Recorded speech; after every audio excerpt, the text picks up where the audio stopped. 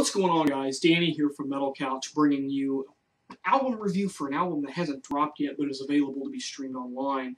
And that is Steve Harris's solo album, British Lion. And I heard about this album probably a few weeks ago, and I thought, okay, this is probably going to be pretty good.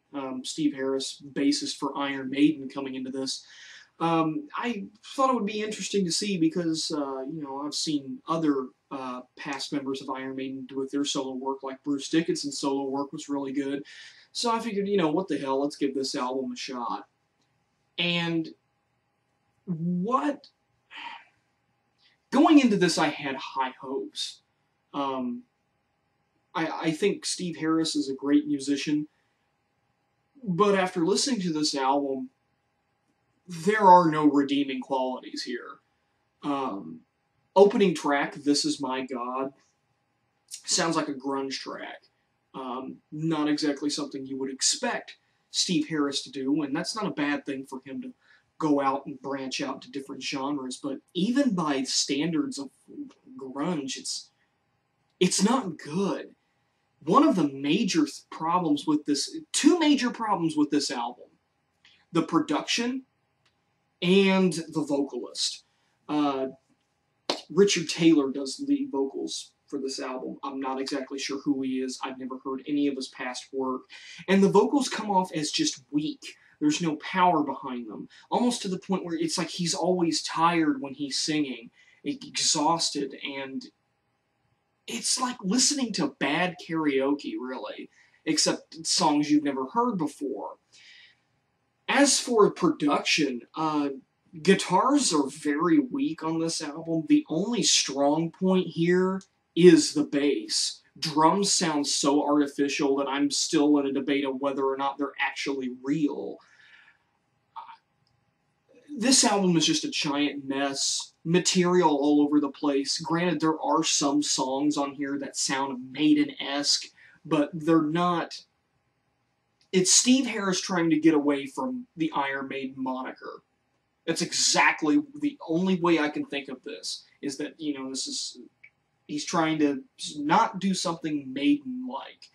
And there's a couple tracks on here, like A World Without Heaven is definitely one of those tracks that sounds Maiden-esque, but the rest of this is like some guitar tracks and some instrumental sections of this album sound like royalty-free background music that you could download for free so that way you won't get flagged for copyright on YouTube. That's how bad some of this sounds. And at 52 minutes, I will admit, it was a bit of a chore to get through this album. Probably about the time that I hit The Chosen Ones, which is probably one of the cheesiest tracks on this album, I felt like I just wanted to shut it off. Because that's how bad this is.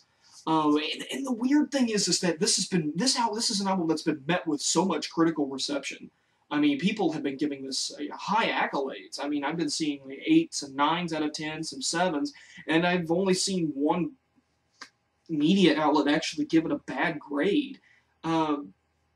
Writing is not impressive. There's nothing here. There's no substance. Where's the oomph? Where's the material? Where is it? It's not here. With Steve Harris being one of the most influential bassists in heavy metal history, I find that it's that when you attempt to do something as solo, I always thought of Steve Harris as a great musician. Hell, he helped found Iron Maiden, one of the most successful heavy metal bands on the planet, but it falls short. It's not worth it. If I had to give this album a grade, it'd probably be a 2 out of 10. This is pretty bad. This is borderline Lulu bad. I mean, but unlike Lulu, it's not pretentious and hipster-esque and arrogant. This is just something where it's like, it's leftovers of like a cheesy, terrible cover band out in some club somewhere. It's not good, guys. I mean, with Steve Harris being one of the most influential names in heavy metal, I expected a lot more from this.